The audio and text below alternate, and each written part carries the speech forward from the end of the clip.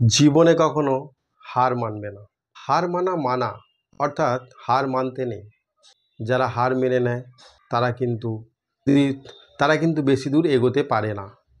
অতএব চেষ্টা তোমাকে করে যেতেই হবে। বার, দুবার, তিনবার, যতবার পারো চেষ্টা করে যাও। উপরওয়ালা একদিন তোমার সহায় হবেই হবে। আর যদি কাউকে পাশে পাও তাহলে তো পাশে পাওয়া মানে তুমি যে কাজটা করছো সেই কাজের যদি কারোকে পাশে পাও সেখান থেকে তুমি অনেক উৎসাহ এবং প্রেরণা নিতে পারবে। একটা বাক্য লিখে রেখেছি দেখো, ভয় নেই আমি তোমার পাশে আছি। এই রকম যদি কেউ অভয় দেয় তাহলে কিন্তু তুমি অনেকটাই সফল হবে। আবার যদি কেউ নাও থাকে তাহলে সেই রবি ঠাকুরের একটা গান মনে করবে, যদি তোর ডাক শুনে কেউ না আসে তবে একলা চলো রে। সদ্য মাধ্যমিক পরীক্ষা শেষ হয়েছে 2024। যারা ক্লাস 8 থেকে 9-এ উঠেছে এবং 9 থেকে 10-এ উঠেছে তাদের জন্য খুবই একটা গুরুত্বপূর্ণ ভিডিও হতে চলেছে। বাংলা ব্যাকরণে অনেকের মানে একটু অরুচি থাকে, যে ব্যাকরণটা ঠিক বুঝতে পারছে না, ব্যাকরণটা ঠিক নিতে পারছে না। তাদের জন্য আমি সহজ করে একদম সহজ ভাষায় নিয়ে এসেছি ব্যাকরণের বিভিন্ন টপিক, যাতে তোমাদের বুঝতে কোনো সমস্যা না হয়। আর যদি কোথাও কিছু সমস্যা হয় তাহলে আমাকে কমেন্টে অবশ্যই জানিও।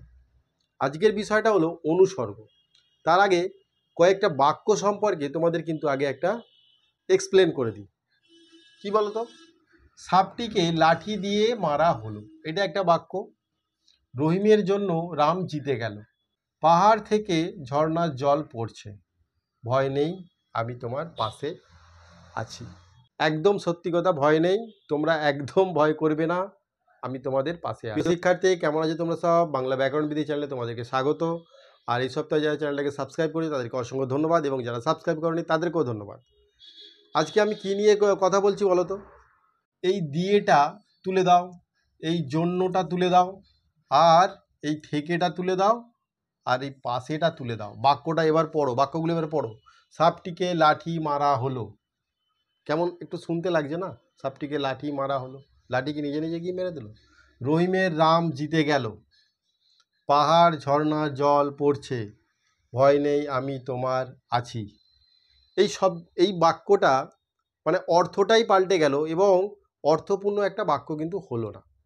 ছোট্ট ছোট্ট শব্দগুলো কিন্তু পরস্পরের সঙ্গে একটা সম্পর্ক তৈরি করেছে। সেই জন্য এর অবশ্যই প্রয়োজন, এই দিয়েটার প্রয়োজন, জন্যটার প্রয়োজন, থেকের প্রয়োজন, পাশের প্রয়োজন। এই বাক্যটার মধ্যে এই শব্দগুলোর প্রয়োজন আছে। এই শব্দগুলো একটা সিমিলারিটি লক্ষ্য করো। এই যে লাঠি শব্দটার পরে বসেছে, রহিম শব্দটার পরে বসেছে, পাহাড় শব্দটার পরে বসেছে, আর তোমার শব্দটার পরে বসেছে। এই যে এখানে উপরের যে তিনটে শব্দ আছে, লাঠি, রহিম, পাহাড়, এইগুলো তো বিশেষ্য পদ, আর এই তোমারটা এটা হচ্ছে সর্বনাম পদ। তাহলে এই যে শব্দগুলো আমি গোল করে রেখেছি, এই শব্দগুলো বিশেষ্য এবং বিশেষণের পর বসে, বিশেষ্য এবং বিশেষণের পর বসে।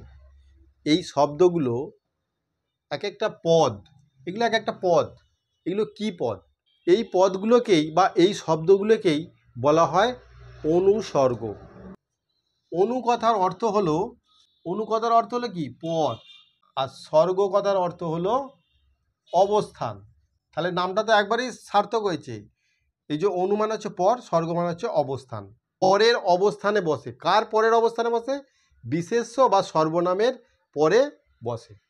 বসে এই শব্দগুলো একটা কারকের সম্পর্ক পরিষ্কার করে বুঝিয়ে দেয়, এবং কী করে না বাক্যের অন্যান্য পদগুলোর মধ্যে একটা সম্বন্ধ তৈরি করে, সম্পর্ক তৈরি করে রাখ, সম্বন্ধ তৈরি করে। ওকে, এই পর্যন্ত তো বললাম।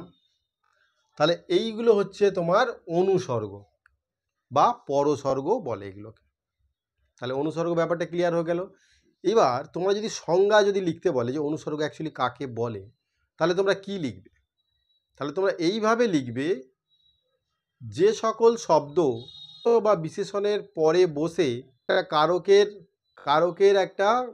কারকের অর্থ স্পষ্ট করে এবং বাক্যের মধ্যে অন্যান্য শব্দগুলোর সঙ্গে একটা সম্পর্ক তৈরি করে, তাকে বলা হয় অনুসর্গ। তোমরা ইউটিউবে অনুসর্গের অনেক ভিডিও পাবে, অনেকেই অনেক রকমভাবে বলেছে, কিন্তু মোদ্দা কথা তোমরা একটাই ভাববে যেগুলো বিশেষ্য আর বিশেষণের পর বসে, মূলত বিশেষ্য এবং বিশেষণের পর বসে। এবং তোমরা এই জিনিসটা লক্ষ্য করবে যে বাক্যের অন্যান্য শব্দগুলোর মধ্যে বা পদগুলোর মধ্যে সম্পর্কিত। তো এই দিয়েটা যদি বাদ দিয়ে দিই তাহলে এই পুরো বাক্যটার অর্থটাই কোনো সেইভাবে দাঁড়াচ্ছে না। তাহলে পুরো বাক্যটার যে অর্থগুলো শব্দগুলো আছে তার সঙ্গে একটা সম্পর্ক তৈরি হয়ে আছে, সম্পর্ক তৈরি করছে, সেই জন্যই বাক্যটা এত সুন্দর করে বলা যাচ্ছে যে সাপটিকে লাঠি দিয়ে মারা হলো। এই পর্যন্ত ক্লিয়ার? আচ্ছা, এই অনুসর্গ কি? তোমাদের মনে এটা প্রশ্ন জাগতে পারে যে অনুসর্গ কি? অনুসর্গ হলো একটা অব্যয়। এই সেরেছে তোমাদের এবারে মনের মধ্যে নানা রকম উথাল পাতাল শুরু হলো।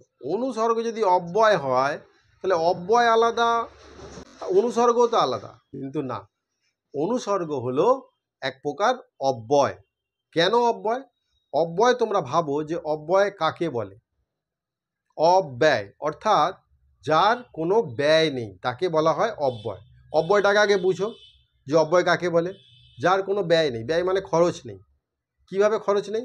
অন্যান্য পদগুলোর আয় ব্যয় আছে, সংযোজন বিয়োজন আছে, পরিবর্তন হয়। কিভাবে পরিবর্তন হয়? না লিঙ্গ, বচন, পুরুষ, কাল বা ক্রিয়ার কাল ভেদে এই অন্যান্য পদগুলোর কিন্তু পরিবর্তন হয়, কিন্তু লিঙ্গ, বচন, পুরুষ আর কাল ভেদে এই অব্যয়ের কোনো পরিবর্তন নেই, অর্থাৎ কোনো ব্যয় নেই। সেই জন্যই এই পদগুলোকে বলা হয় অব্যয় বা অনুসর্গ। যেমন দেখো এই যে কিন্তু, কিন্তু শব্দ এটা হচ্ছে একটা অব্যয়। তাহলে যদি বলি কিন্তু কাল অবশ্যই আসবে, যদি এইভাবে বলি তুমি কিন্তু কাল অবশ্যই আসবে, এই যে শব্দটা বললাম, এই যে কিন্তুটা অব্যয় যদি বলি, এবারে এখানে তুমি পুরুষটা চেঞ্জ করে দাও, এখানে তুমি আছে, তাহলে এখানে আমি করে দাও। আমি করে দিলে কী হবে? আমি কিন্তু কাল অবশ্যই, এইটা চেঞ্জ হবে, ক্রিয়াটা চেঞ্জ হয়ে যাবে, আসবো হয়ে যাবে, তখন আসবো হয়ে যাবে। আমি কিন্তু কাল অবশ্যই আসবো। কিন্তুটা কিন্তু পরিবর্তন হচ্ছে না, কিন্তুটা চেঞ্জ হচ্ছে না, এটা পুরুষটা চেঞ্জ হয়ে গেল, ক্রিয়াটা চেঞ্জ হয়ে গেল, কিন্তুটা চেঞ্জ হচ্ছে না। তাহলে এইটা হচ্ছে অব্যয়। যদি বলি সে, আবার এখানে যদি সে লিখি, সে কিন্তু কাল অবশ্যই আসবে। নাম লিখো, এখানে যে কোনো নাম লিখো, বচন লিখো, পুরুষ লিখো, সেখানে কিন্তু এই কিন্তুটা কিন্তু ব্যবহার হবে, কিন্তু কিন্তুর কোনো পরিবর্তন হবে না, ওই জন্য এটা হচ্ছে অব্যয়। ব্যাপারটা ক্লিয়ার হয়েছে?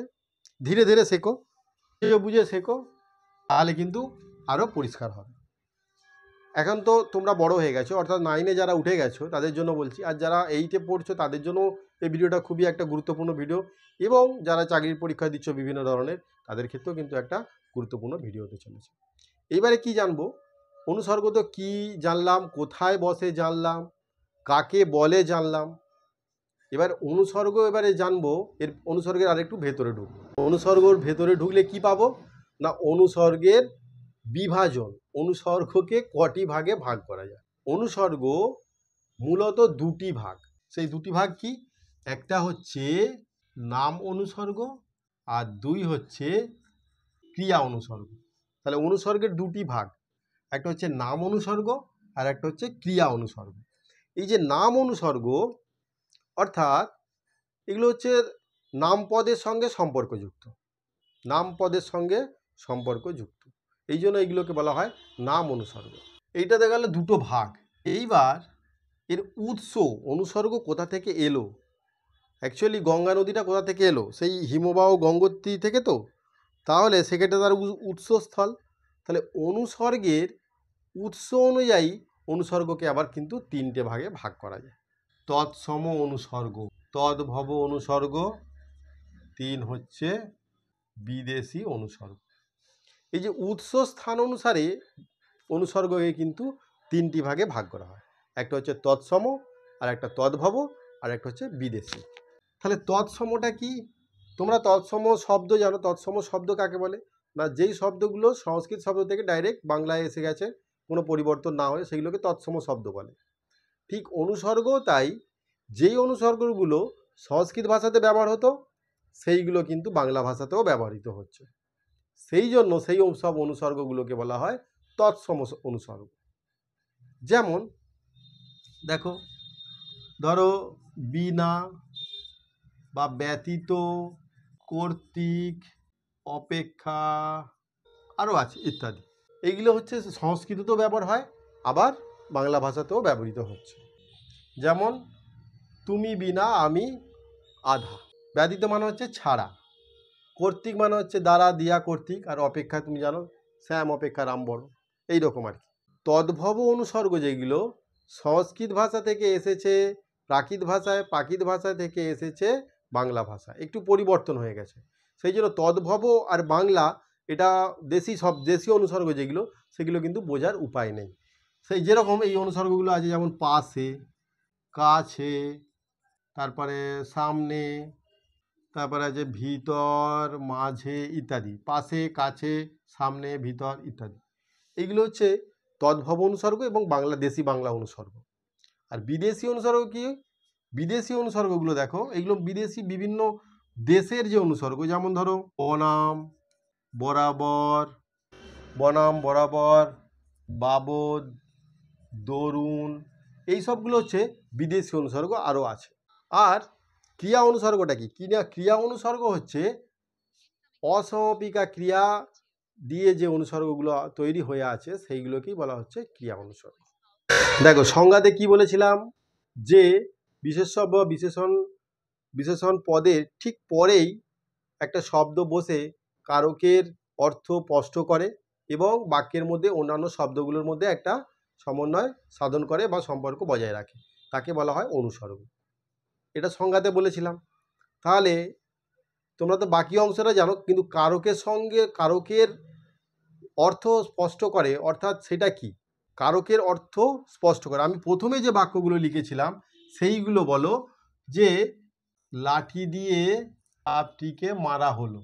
এই যে দিয়ে, দ্বারা, দিয়া, কর্তৃক, হ্যাঁ, এইগুলো দিয়ে যদি ক্রিয়াকে প্রশ্ন করা হয়, তাহলে সেখানে কিন্তু করণ কারক হয়ে যায়, দ্বারা, দিয়া, কর্তৃক। তাহলে লাঠি দিয়ে, এইটা যদি তলায় দাগ দেওয়া থাকে, ক্রিয়াকে প্রশ্ন করো কি দিয়ে মারা হলো, না লাঠি দিয়ে, তাহলে এইটা হচ্ছে করণ কারক হয়ে যাবে। তাহলে এই দ্বারা, দিয়া, কর্তৃক এগুলো কিন্তু করণ কারকের অনুসর্গ। আবার দেখো, তোমার জন্য আমি খেলায় জিতেছি, তোমার জন্য আমি খেলায় জিতেছি। এই যে জন্য অনুসর্গটা, জন্য, হেতু বা নিমিত্ত, এইগুলো দিয়ে যদি প্রশ্ন করা হয়, তাহলে সেখানে কিন্তু সেটা নিমিত্ত কারক হয়ে যায়। তাহলে কার জন্য? না তোমার জন্য। এই জন্যটা হচ্ছে কিন্তু, জন্য দিয়ে প্রশ্ন করা থাকলে কিন্তু এটা হচ্ছে নিমিত্ত কারক হয়ে যাবে, আর এইটা হচ্ছে করণ কারক হয়ে যাবে, করণ কারকের অনুসর্গ, আর এইটা হচ্ছে নিমিত্ত কারকের অনুসর্গ। আবার দেখো, গাছ থেকে ফল পড়লো, গাছ থেকে ফল পড়লো, কোথা থেকে পড়লো? গাছ থেকে। এই হইতে থেকে, কোনো জায়গা থেকে একটা অবস্থানচ্যুত হলো, হইতে থেকে, কলকাতা থেকে বাবা এলেন, গাছ থেকে ফল পড়লো, পাহাড় থেকে ঝর্ণার জল পড়ছে, মানে এই যে একটা জায়গা থেকে অবস্থানচ্যুত হলো, এইটাকে বলা হয় অপাদান কারক। অপাদান, গাছ থেকে, এইটা হচ্ছে অপাদান কারক। এটা হচ্ছে এই থেকে, হইতে, থেকে, এগুলো হচ্ছে সব অপাদান কারকের অনুসর্গ। আবার দেখো, কোথায়, কখন, কিসে যদি বোঝায়, সেইটা হচ্ছে অধিকরণ কারক। এখানে লিখলাম সরিষার মধ্যে তেল আছে। কোথায় আছে? না সরিষার মধ্যে তেল আছে। এই যে কোথায়, কখন, কিসে, এইসব দিয়ে যদি ক্রিয়াকে প্রশ্ন করা হয়, সেটা কিন্তু অধিকরণ কারক হয়ে যায়। তাহলে এই মধ্যেটা হচ্ছে অধিকরণ কারক।